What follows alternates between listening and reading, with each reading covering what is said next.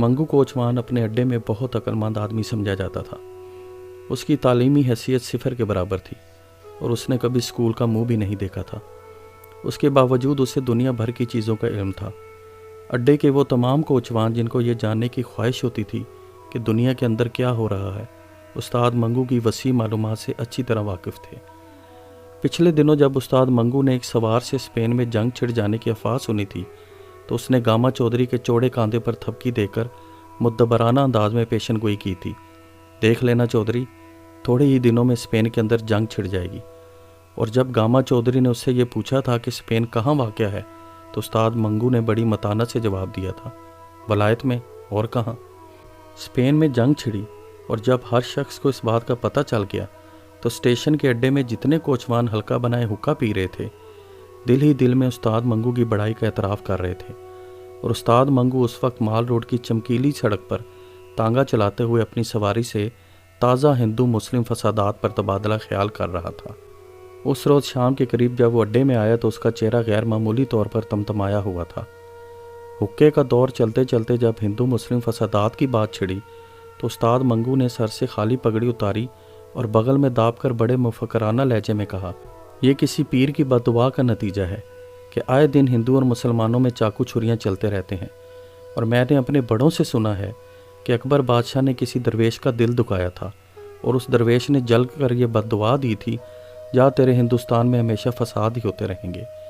اور دیکھ لو جب سے اکبر بادشاہ کا راج ختم ہوا ہے ہندوستان میں فساد پر فساد ہی ہوتے رہتے ہیں۔ یہ کہہ کر اس نے ٹھنڈی سانس بھری اور پھر حقے کا دم لگا کر اپنی بات شروع کی۔ یہ کانگریسی ہندوستان کو آزاد کروانا چاہتے ہیں، میں کہتا ہوں کہ یہ لوگ 1000 سال بھی سر پٹکتے رہیں تو کچھ نہ ہوگا۔ بڑی سے بڑی بات یہ ہوگی کہ انگریز چلا جائے گا اور کوئی اٹلی والا آ جائے گا یا روس والا، جس کی بابت میں نے سنا ہے کہ بہت تگڑا آدمی ہے، لیکن ہندوستان سدا غلام ہی رہے گا۔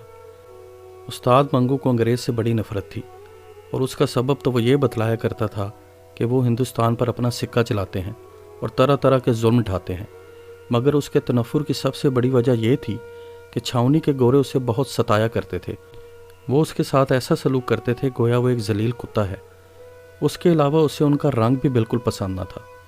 جب کبھی وہ گورے کے سرخ و سفید چہرے کو تکتا تو اسے متلی سی آ جاتی۔ نامعلوم کیوں وہ کہا کرتا تھا کہ ان کے لال جھریوں بھرے چہرے کو دیکھ کر مجھے وہ لاش یاد آ جاتی ہے جس کے جسم پر سے اوپر کی جھلی گل گل کر جھڑ رہی ہو۔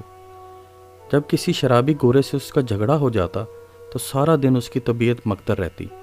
وہ شام کو اڈے میں آ کر ہل مار کر سگریٹ پیتا یا حقے کے کش لگاتے ہوئے اس گورے کو جی بھر کے سناتا۔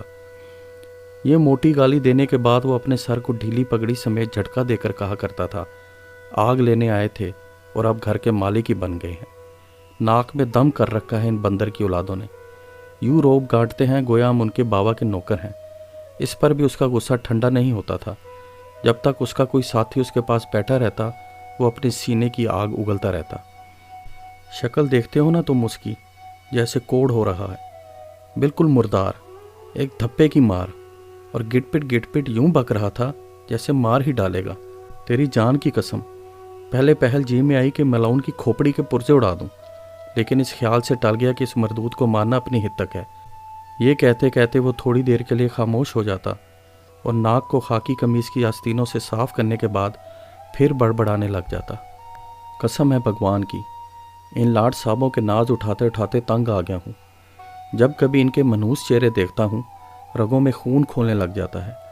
کوئی نیا قانون وانون بنے تو ان لوگوں سے نجات ملے، تیری قسم جان میں جان آ جائے۔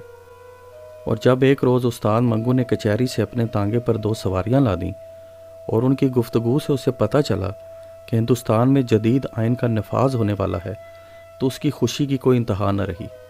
2 مارواڑی جو کچہری میں اپنے دیوانی مقدمے کے سلسلے میں آئے تھے گھر جاتے جدید آئین یعنی انڈیا ایکٹ کے متعلق آپس میں بات چیت کر رہے تھے۔ سنا ہے کہ 1 اپریل سے ہندوستان میں نیا قانون چلے گا۔ کیا ہر چیز بدل جائے گی؟ ہر چیز تو نہیں بدلے گی، مگر کہتے ہیں بہت کچھ بدل جائے گا اور ہندوستانیوں کو آزادی مل جائے گی۔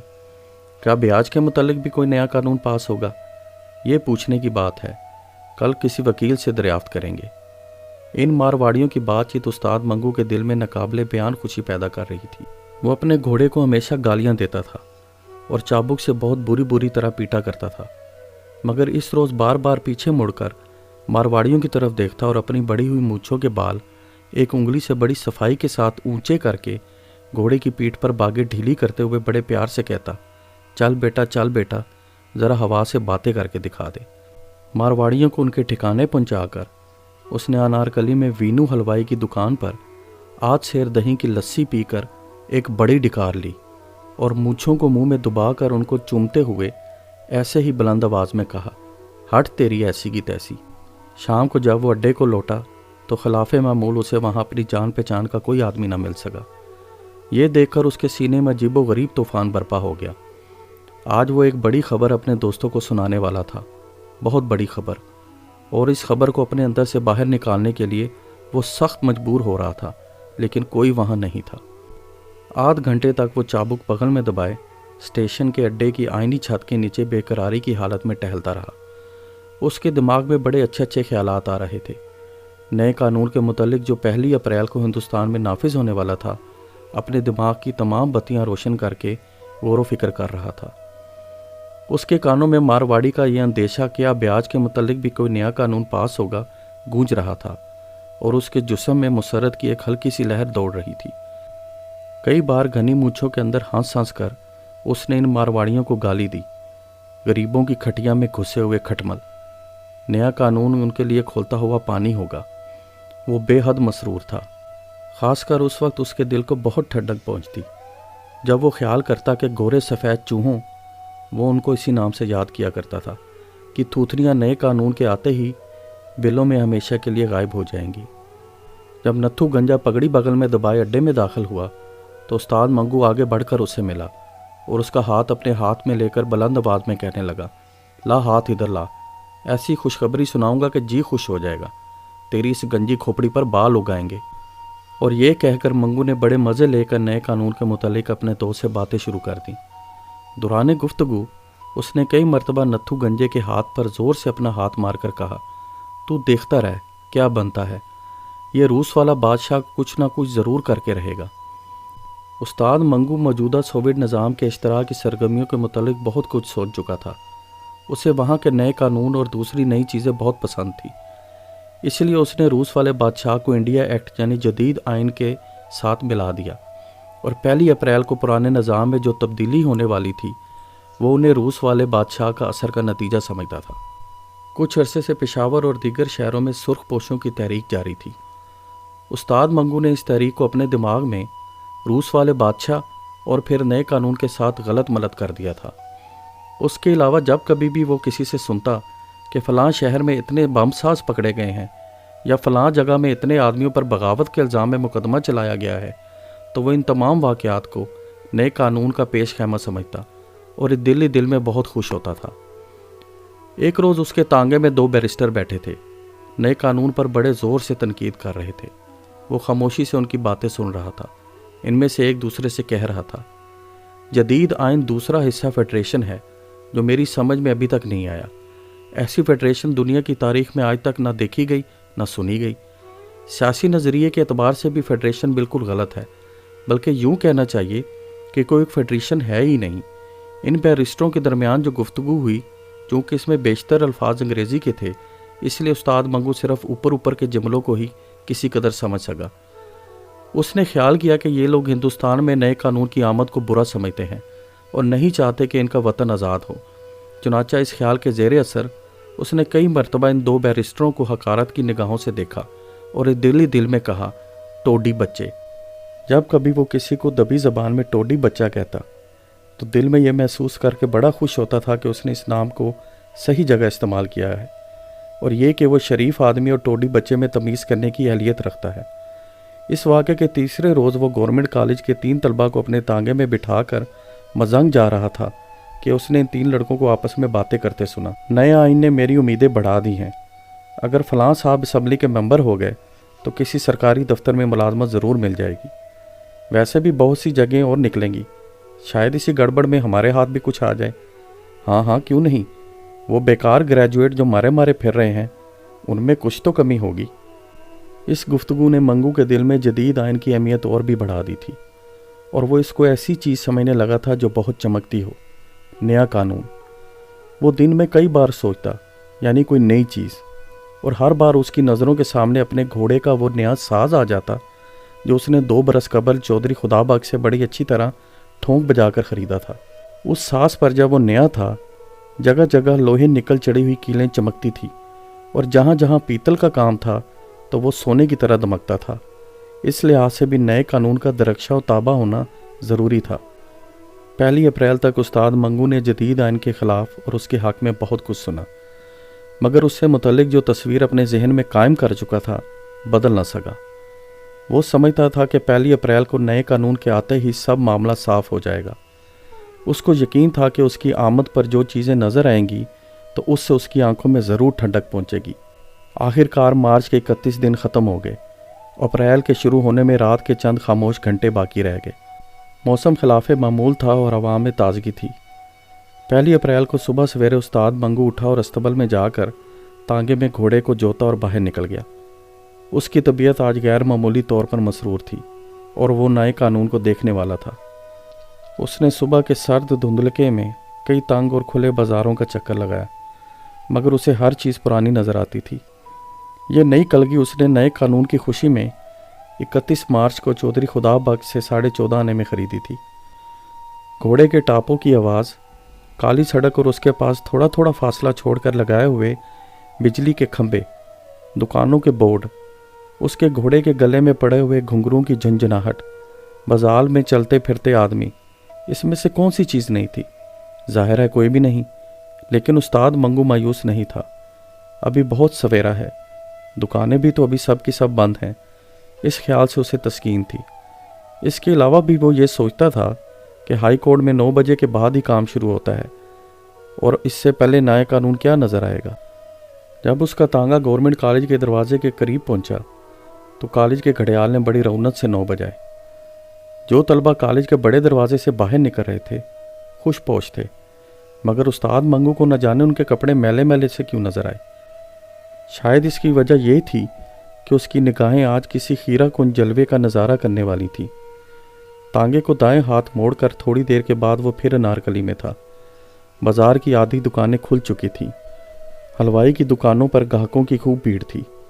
منہاری والوں کی نمائشی چیزیں شیشے کی الماریوں میں لوگوں کو دعوت نظارہ دے رہی تھیں، اور بجلی کے تاروں پر کئی کبوتر آپس میں لڑ رہے تھے۔ مگر استاد منگو کے لیے ان تمام چیزوں میں کوئی دلچسپی نہ تھی۔ وہ نئے قانون کو دیکھنا چاہتا تھا، ٹھیک اسی طرح جس طرح وہ اپنے گھوڑے کو دیکھ رہا تھا۔ جب استاد منگو کے گھر میں بچہ پیدا ہونے والا تھا تو اس نے 4-5 مہینے بڑے بے قراری میں گزارے تھے۔ اس کو یقین تھا کہ بچہ کسی نہ کسی دن ضرور پیدا ہوگا، مگر وہ انتظار کی گھڑیاں نہیں کاٹ سکتا تھا۔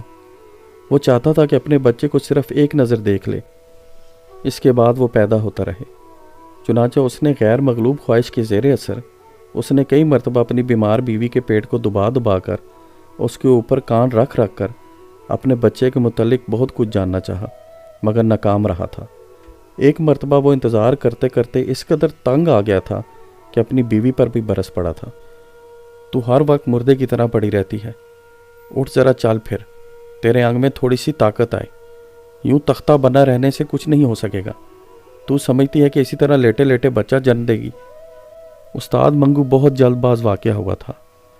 وہ ہر سبب کی عملی تشکیل دیکھنے کا نہ صرف خواہش مند تھا بلکہ متجسس تھا۔ اس کی بیوی گنگاوتی اس کی اس قسم کی بے قراریوں کو دیکھ کر عام طور پر کہا کرتی تھی، ابھی کنواں کھدا نہیں اور تم پیاس سے بے حال ہو رہے ہو۔ کچھ بھی ہو، مگر استاد منگو نئے قانون کے انتظار میں اتنا بے قرار نہیں تھا جتنا کہ اسے اپنے طبیعت کے لحاظ سے ہونا چاہیے تھا۔ وہ آج نئے قانون کو دیکھنے کے لیے گھر سے نکلا تھا، ٹھیک اسی طرح جیسے وہ گاندھی یا جواہر لال کے جلوس کا نظارہ کرنے کے لیے نکلتا تھا۔ لیڈروں کی عظمت کا اندازہ استاد منگو ہمیشہ ان کے جلوسوں کے ہنگاموں اور ان کے گلے میں ڈلے ہوئے پھولوں کے ہاروں سے کیا کرتا تھا۔ اگر کوئی لیڈر گیندے کے پھولوں سے لدا ہوا ہو تو استاد منگو کے نزدیک وہ بڑا آدمی تھا، اور اگر کسی لیڈر کے جلوس میں بھیڑ کے باعث 2-3 فساد ہوتے ہوتے رہ جائیں تو اس کی نگاہ میں وہ اور بھی بڑا تھا۔ اب نئے قانون کو وہ اپنے ذہن کے اس ترازو میں تولنا چاہتا تھا۔ انارکلی سے نکل کر وہ مال روڈ کی چمکیلی سطح پر اپنے تاغے کو آہستہ آہستہ چلا رہا تھا کہ موٹروں کی دکان کے پاس اسے چھاونی کی ایک سواری مل گئی۔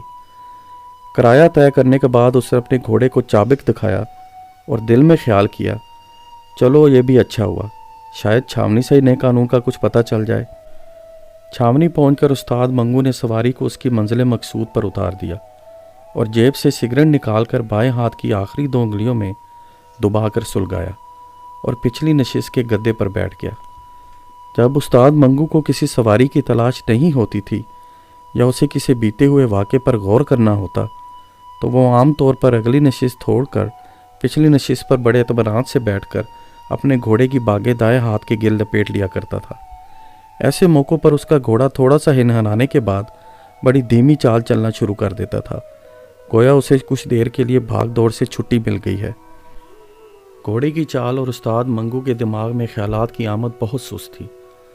جس طرح گھوڑا آہستہ آہستہ قدم اٹھا رہا تھا، اسی طرح استاد منگو کے ذہن میں نئے قانون کے متعلق نئے قیاسات داخل ہو رہے تھے۔ وہ نئے قانون کی موجودگی میں میونسپل کمیٹی سے تانگوں کے نمبر ملنے کے طریقے پر غور کر رہا تھا اور اس قابل غور بات کو آئین جدید کی روشنی میں دیکھنے کی صحیح کر رہا تھا۔ وہ اس سوچ و بچار میں غرق تھا، اسے یوں معلوم ہوا جیسے کسی سوار نے اسے بلایا ہے۔ پیچھے پلٹ کر اسے سڑک کے اس طرف دور بجلی کے کھمبے کے پاس ایک گورا کھڑا نظر آیا جو اسے ہاتھ سے بلا رہا تھا۔ جیسا کہ بیان کیا جا چکا ہے، استاد منگو کو تو گوروں سے بے حد نفرت تھی۔ جب اس نے اپنا تازہ گاہک کو گورے کی شکل میں دیکھا تو اس کے دل میں نفرت کے جذبات پیدا ہو گئے۔ پہلے تو اس کے جی میں آئی کہ بالکل توجہ نہ دے اور اس کو چھوڑ کر چلا جائے، مگر بعد میں اس کو خیال آیا کہ ان کے پیسے چھوڑنا بھی تو بے وقوفی ہے۔ کلکی پر جو مفت میں 14.5 آنے خرچ کر دیے ہیں ان کی جیب سے ہی وصول کرنے چاہیے۔ چلو چلتے ہیں۔ خالی سڑک پر بڑی صفائی سے تانگا موڑ کر اس نے گھوڑے کو چابک دکھایا اور آنکھ جھپکنے میں وہ بجلی کے کھمبے کے پاس کھڑا تھا۔ گھوڑے کی باگیں کھینچ کر اس نے تانگا ٹھہرایا اور پچھلی نشست پر بیٹھے بیٹھے گورے سے پوچھا، صاحب بہادر کہاں جانا مانگتا ہے؟ اس سوال میں بلا کا طنزیہ انداز تھا۔ صاحب بہادر کہتے وقت اس کی اوپر کا مونچھوں بھرا ہونٹ نیچے کی طرف کھنچ گیا اور پاس ہی گال کی طرف جو مدھم سی لکیر ناک کے نتنے سے ٹھوڈی کے بلائی حصے تک چلی آ رہی تھی ایک لرزش کے ساتھ گہری ہو گئی، گویا کسی نے نکیلے چاقو سے شیشم کی سانولی لکڑی میں دھاری ڈال دی ہے۔ اس کا چہرہ سانس لے رہا تھا اور اپنے اندر اس نے اس گورے کو سینے کی آگ میں جلا کر بھسم کر ڈالا تھا۔ جب گورے نے جو بجلی کے کھمبے کی اوٹ میں ہوا کا رخ بچا کر سگریٹ سلگا رہا تھا مڑ کر تانگے کے پائیدان کی طرف قدم بڑھایا تو اچانک استاد منگو اور اس کی نگاہیں چار ہوئیں اور ایسا معلوم ہو رہا کہ بیک وقت آمنے سامنے کی بندوقوں سے گولیاں خارج ہوئیں اور آپس میں ٹکرا کر ایک آتشین بگولا بن کر اڑ گئیں۔ استاد منگو جو اپنے دائیں ہاتھ سے باغ کے بل کھول کر تانگے سے نیچے اترنے والا تھا، اپنے سامنے کھڑے گورے کو یوں دیکھ رہا تھا گویا اس کے وجود کے ذرے ذرے کو اپنی نگاہوں سے چبا رہا ہے، اور گورا کچھ اس طرح اپنی نیلی پتلون پر سے غیر مرئی چیزیں جھاڑ رہا ہے گویا وہ استاد منگو کے اس حملے سے اپنے وجود کے کچھ حصے کو محفوظ رکھنے کی کوشش کر رہا ہے۔ گورے نے سگریٹ کا دھواں نکلتے ہوئے کہا، جانا مانگتا ہے یا پھر گڑبڑ کرے گا؟ وہی ہے۔ یہ الفاظ استاد منگو کے ذہن میں پیدا ہوئے اور اس کی چوڑی چھاتی کے اندر ناچنے لگے۔ وہی ہے۔ اس نے یہ الفاظ اپنے منہ کے اندر ہی اندر دہرائے اور ساتھ ہی اسے پورا یقین ہو گیا کہ یہ گورا جو اس کے سامنے کھڑا ہے وہی ہے جس سے پچھلے برس اس کی جھڑپ ہوئی تھی، اور اس خواہ مخواہ جھگڑے کا باعث اس گورے کے دماغ پہ چڑھی ہوئی شراب تھی۔ اس سے توان کربن بہت سی باتیں سہنا پڑی تھیں۔ استاد منگو نے گورے کا دماغ درست کر دیا ہوتا، بلکہ اس کے پرزے اڑا دیے ہوتے، مگر وہ کسی خاص مصلحت کی بنا پر خاموش ہو گیا تھا۔ اس کو معلوم تھا کہ اس قسم کے جھگڑوں میں عدالت کا نزلہ عام طور پر کوچوان پر ہی گرتا ہے۔ استاد منگو نے پچھلے برس کی لڑائی اور 1 اپریل کے نئے قانون پر غور کرتے ہوئے گورے سے کہا، کہاں جانا مانگتا ہے؟ استاد منگو کے لہجے میں چابک جیسی تیزی تھی۔ گورے نے جواب دیا، ہیرا منڈی۔ کرایہ 5 روپے ہوگا۔ استاد منگو کی مونچھیں تھر تھر آئیں۔ یہ سن کر گورا حیران ہو گیا اور چلایا، 5 روپے؟ کیا تم؟ ہاں 5 روپے۔ یہ کہتے استاد منگو کا دائنا بالوں بھرا ہاتھ بھینچ کر ایک وزنی گھنسے کی شکل اختیار کر گیا۔ کیوں جاتے ہو یا بیکار باتیں بناؤ گے؟ استاد منگو کا لہجہ زیادہ سخت ہو گیا۔ گورا پچھلے برس کے واقعے کو پیش نظر رکھ کر استاد منگو کے سینے کی چوڑائی کو نظر انداز کر چکا تھا۔ وہ خیال کر رہا تھا کہ اس کی کھوپڑی پھر کھجلا رہی ہے۔ اس حوصلہ افزا خیال کے زیر اثر وہ تانگے کی طرف اکڑ کر بڑھا اور اپنی چھڑی سے استاد منگو کو نیچے اترنے کا اشارہ کیا۔ بیت کی یہ پالش کی ہوئی پتلی سی چھڑی استاد منگو کی موٹی ران کو 2-3 دفعہ چھوئی۔ اس نے کھڑے کھڑے اوپر سے پس قد گورے کو دیکھا، گویا وہ اپنی نگاہوں کے وزن سے اسے پیس ڈالنا چاہتا ہے۔ پھر اس کا گونسا کمان سے تیر کی طرح اوپر کو اٹھا اور چشم و زن میں گورے کی ٹھوڈی کے نیچے جم گیا۔ دھکا دے کر اس نے گورے کو پرے ہٹایا اور نیچے اتر کر اسے دھڑا دھڑ پیٹنا شروع کر دیا۔ ششدر و متیر گورے نے ادھر ادھر سمٹ کر استاد منگو کے وزنی گونسوں سے بچنے کی کوشش کی، اور جب دیکھا کہ اس کے مخالف پر دیوانگی سی حالت طاری ہے اور اس کی آنکھوں میں شرارے برس رہے ہیں تو اس نے زور زور سے چلانا شروع کیا۔ اس چیخو پخار نے استاد منگو کی باہوں کا کام اور بھی تیز کر دیا۔ وہ گورے کو جی بھر کر پیٹ رہا تھا اور ساتھ ساتھ یہ کہتا جاتا تھا، 1 اپریل کو بھی وہی اکڑفو، 1 اپریل کو بھی وہی اکڑفو، اب ہمارا راج ہے بچہ۔ لوگ جمع ہو گئے اور پولیس کے 2 سپاہیوں نے بڑی مشکل سے گورے کو استاد منگو کی گرفت سے چھڑایا۔ استاد منگو ان 2 سپاہیوں کے درمیان کھڑا تھا۔ اس کی چوڑی چھاتی پھولی ہوئی سانس کی وجہ سے اوپر نیچے ہو رہی تھی، منہ سے جھاگ بہہ رہا تھا اور اپنی مسکراتی ہوئی آنکھوں سے حیرت زدہ مجمع کی طرف دیکھ کر وہ ہانپتی ہوئی آواز میں کہہ رہا تھا، وہ دن گزر گئے جب خلیل میاں فاختہ اڑایا کرتے تھے، اب نیا قانون ہے میاں، نیا قانون۔ وہ بیچارہ گورا اپنے بگڑے ہوئے چہرے کے ساتھ بے وقوفوں کی مانند کبھی استاد منگو کی طرف دیکھتا اور کبھی ہجوم کی طرف۔ استاد منگو کو پولیس کے سپاہی تھانے لے گئے۔ راستے میں اور تھانے کے اندر کمرے میں وہ نیا قانون چلاتا رہا، مگر کسی نے ایک نہ سنی۔ نیا قانون کیا بک رہے ہو، قانون وہی ہے پرانا۔ اس کو حوالات میں بند کر دیا گیا۔